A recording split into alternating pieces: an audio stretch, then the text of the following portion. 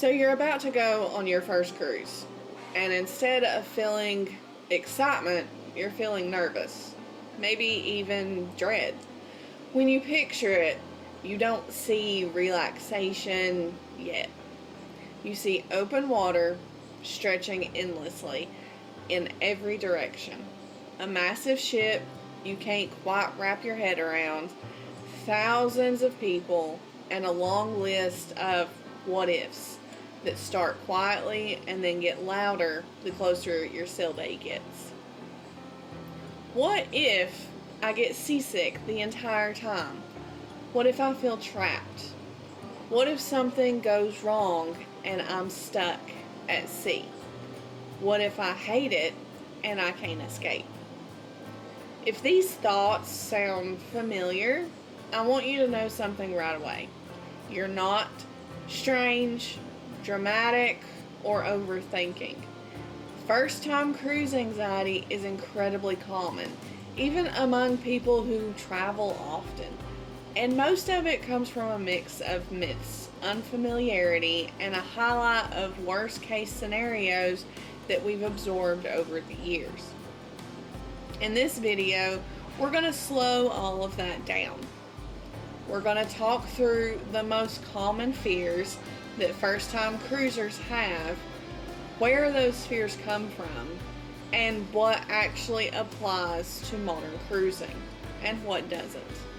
My goal here is not to convince you that cruising is for everyone. My goal is to replace uncertainty with understanding so that you can decide how you feel with real information instead of fear filling in the gaps. I'm Brittney, your resident cruise advisor, and I'm here to help you plan a cruise so that you are not overwhelmed, not stressed, and so that you can enjoy every beautifully relaxing moment. Before we get into the specific fears, I want to share something important about perspective. I personally don't get seasick, but that doesn't mean that I dismiss the fear, and it certainly doesn't mean that I don't plan for it, because most cruise anxiety isn't about personal weakness. It's about unfamiliar environments, and unfamiliar environments make our brains work overtime just to keep us safe. I remember standing at the cruise port before my very first cruise, staring up at the ship and thinking it looked impossibly big. My mind was running through scenarios faster than I could stop them. What if I hate being at sea? What if I feel claustrophobic? What if I realize 5 minutes after sail away that I've made a huge mistake? I packed more motion sickness medicine than I thought I needed. I studied deck plans like I was preparing for an exam. I was bracing myself for constant movement, for that stomach dropping sensation you feel on small boats. And then the ship started moving, and nothing happened. I didn't feel a dramatic sway. I didn't feel disoriented. I looked out and saw the point of the port slowly fading away, but my body felt completely steady. That first night, after walking through the multiple stories of the ship, 8 dining in a room that was bigger than most restaurants, walking on a deck under the stars, surrounded by the open ocean, something started to shift. I didn't feel trapped. I felt free. That experience changed the way that I understood cruising. And that's why the reality I want to walk you through today, I feel is important for first-time cruisers. So let's start with the biggest fear of all, seasickness. The fear of spending your vacation nauseous, miserable, and counting the minutes until it's over is completely valid. If your only experience on the water has been small boats, ferries, or rough lake rides, your brain has learned to associate water travel with discomfort. But here's the most important thing to understand. Modern cruise ships are nothing like small boats. Seasickness happens when your brain receives conflicting signals. Your inner ear senses movement, but your eyes don't see it, or vice versa. On small vessels, motion is sharp, unpredictable, and constant. On modern cruise ships, motion is minimized by design. Today's cruise ships are engineered with advanced stabilizers that extend from the hull all the way beneath the waterline. These stabilizers work in real time, detecting the ship's movement and counteracting waves before your body ever registers them. The size of the ship itself also matters. Larger ships have more mass, which naturally reduces how much motion you feel. For most people, the sensation isn't constant rocking. It's often barely noticeable, or only felt slightly at night when you're lying still and paying closer attention to your body. Many first-time cruisers are shocked by how normal everything feels once they're on board. Now, seasickness can still happen, yes. Rough seas do exist. Some people are more sensitive than others, but the risk is far lower than most people imagine, and there are smart ways to plan around it.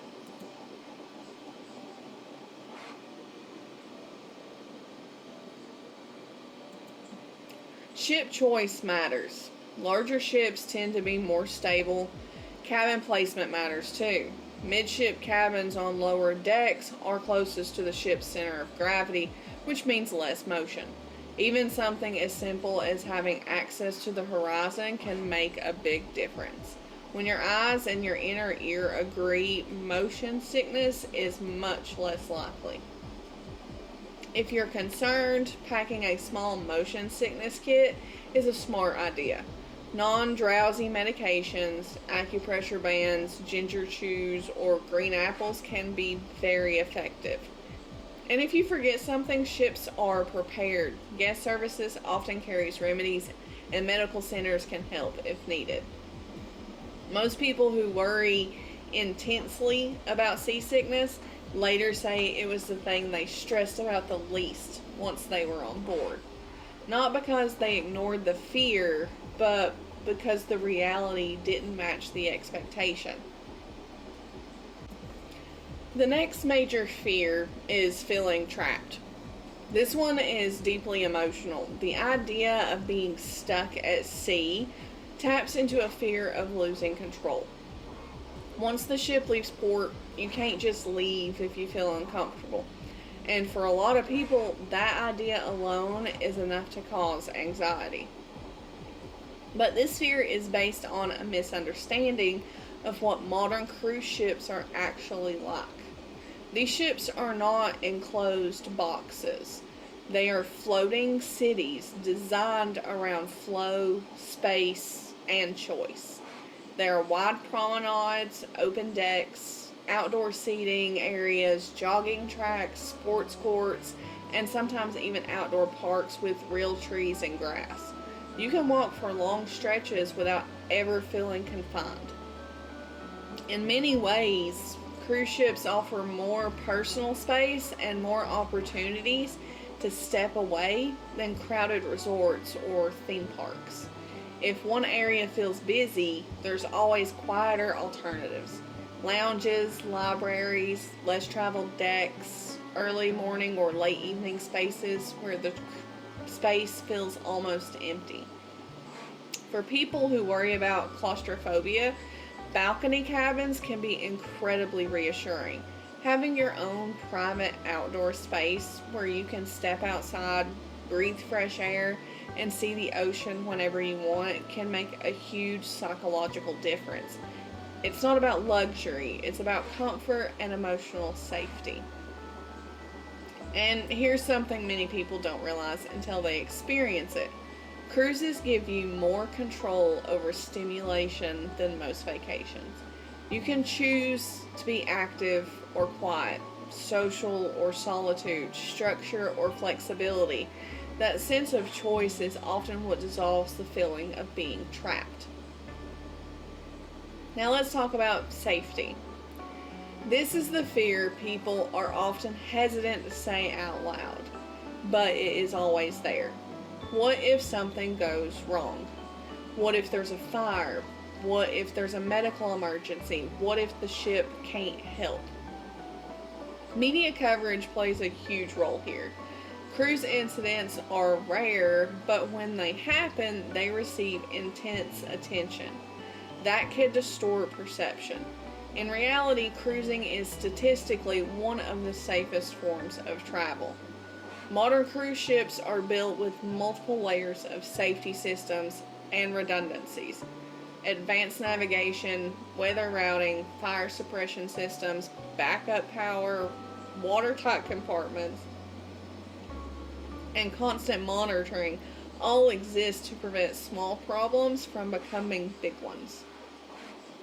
On the first day of your cruise, you'll participate in a mandatory safety drill, often called a muster drill. This isn't optional or casual. It's a structured process designed to ensure that every passenger knows where to go and what to do in the unlikely event of an emergency. Paying attention during the drill is one of the simplest ways to reduce anxiety. Knowing the plan provides a sense of control. Medical care is another major concern. Every large cruise ship has a fully equipped medical center on board, staffed around the clock by licensed doctors and nurses.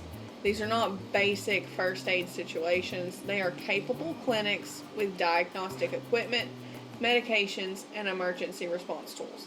If a situation requires care beyond what can be provided on board, ships are prepared to coordinate evacuations when necessary. Knowing that help is available and that systems are in place often brings more peace of mind than any reassurance alone. Another source of anxiety is the first day itself. Embarkation day can feel overwhelming because it's unfamiliar. There are lines, security checks, new environments, and a lot of information all at once. But it's also highly organized. You arrive at your scheduled time, drop off your luggage, go through security, check in, and receive your cruise card. That card becomes your room key, onboard charge card, and identification. Then you walk onto the ship. This can depend on what line you are cruising on.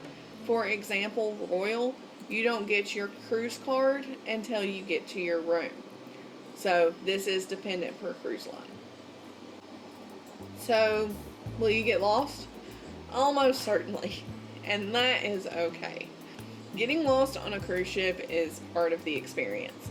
There are maps everywhere, digital apps with interactive plans, and crew members whose job is to literally help you find your way. No one expects first-time cruisers to know what they're doing. You are not behind, you're not inconveniencing anyone at all. And the fear of not fitting in, that dissolves quickly. There is no single type of cruiser. You'll see people dressed casually, people dressed up, families, couples, solo travelers, retirees, and first-timers just like you. Cruising is one of the most diverse travel environments that there is. If anxiety is still heavy, starting with a shorter cruise can help. A 3 or 4 night sailing allows you to experience cruising without feeling overwhelmed by commitment. It gives you time to adjust, observe, and decide how you feel without pressure. So before we close, I want to talk about why cruise anxiety shows up so strongly for so many people. Cruises combine anticipation, unfamiliarity, and a sense of permanence. Once you leave port, the environment feels fixed. That can trigger anxiety even in people who are experienced travelers. Add years of sensational headlines and outdated stereotypes, and it makes sense that fear fills the gaps. But anxiety doesn't mean cruising isn't for you. Often it means you care deeply about your experience. It means you want to feel safe, comfortable, and prepared. And those are not weaknesses. They're signals that you value intentional travel. Most fears about cruising are based on ideas that no longer match reality. Modern cruising is built around comfort, stability, safety, and choice. When you replace myths with understanding, fear often softens into curiosity. If you're nervous about your first cruise, that doesn't mean you're doing it wrong. It means you're stepping into something new with awareness. Thank you for sharing this time with me today. If this video helped you to feel even a little more grounded, I would appreciate it if you would like, comment, and subscribe. And remember, you can find your Ametta, your leisure, rest, and peace, wherever the tide carries you. And remember, you've got this.